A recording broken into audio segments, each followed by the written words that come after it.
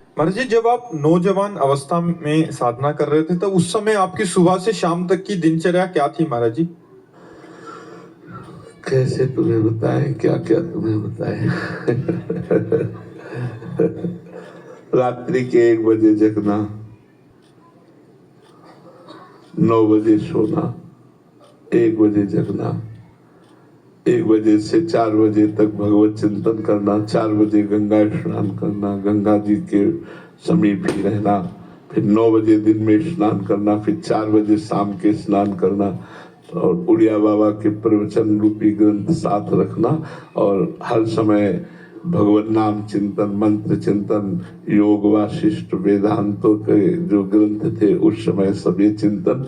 तो वैराग्य की प्रधानता से कभी किसी घर में भोजन नहीं पाया, जवानी में किसी गांव में प्रवेश नहीं किया, गंगा के किनारे वृक्ष या मंदिर या कोई आश्रम उसमें रात्रि व्यतीत कर ली और दिन भर गंगा किनारे। ये 20 वर्ष ऐसा रहा।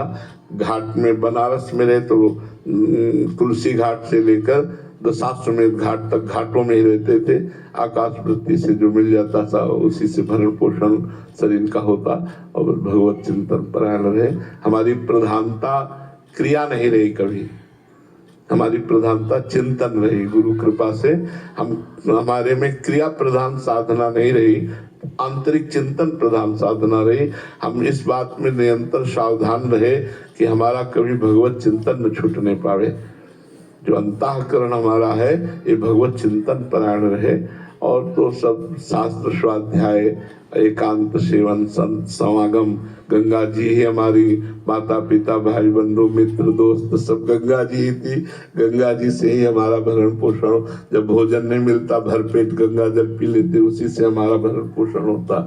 आज के 30 वर्ष पहले गंगा जल ऐसा था अमृत जैसा। अब तो यमुना जल और गंगा जल आप भर पेट पी भी नहीं सकते। ये सब बड़े बड़े नाले गिर रहे हैं।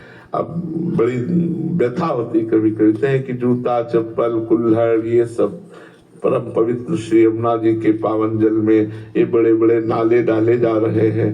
तो अंदर से बड़ी व्यथा होती कि हम जिनको माँ कहते हैं।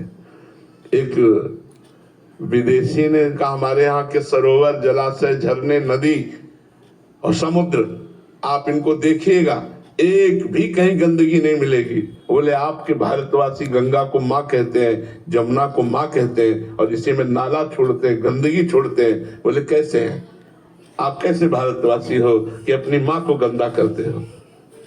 हम माँ कहते हैं, गंगा मैया कहते हैं ना, यमुना मैया कहते हैं ना, और बड़े बड़े गंदे नाले जा रहे हैं। अब चूंकि हर शहर नदी की ऊंचाई पर बसा हुआ है तो जितने उसकी गंदगी है वो सब पावन नदियों में ही डाली जा रही है। तो उस समय ऐसा था, हम जब वृंदावन आए थे भरपेट यमुना जल पीते थे तो बड़ा अंदर से क्लेश होता। रोज यमुना जी से प्रार्थना करते हैं, यमुना रसरानी हमारी कभी ये दोष दृष्टि न होने पावे कि आप में नाला बहता है। आप तो परम पवित्र हैं, लेकिन ये बाहरी दृश्य बड़ा बड़ा ही सोचनीय है। आप लोग हमारी बात समझ रहे होंगे। आप बड़ा सोचनीय है कि जिन्हें हम माँ कहते हैं, जिन्हें हमारे यहाँ भगवान के समान पूजा गया है, उनमें नाले डाले जा रहे हैं। जहां हम दुग्ध से अभिषेक करने की भावना रखते हैं गंगा यमुना में, वहां ये नाले डाले जा रहे हैं। तो उस समय जो बात थी वो जीवन भरण पोषण ही गंगा जल से होता था। तो यौवन अवस्था गंगा जी के तट पर कटी और आखिरी अवस्था यमुना जी के तट पर कटाई। वृंदावन में आगे श्री जी जाने क्या व्यवहार, क्या लीला है, क्या माया है उनकी, ऐसा जीवन है।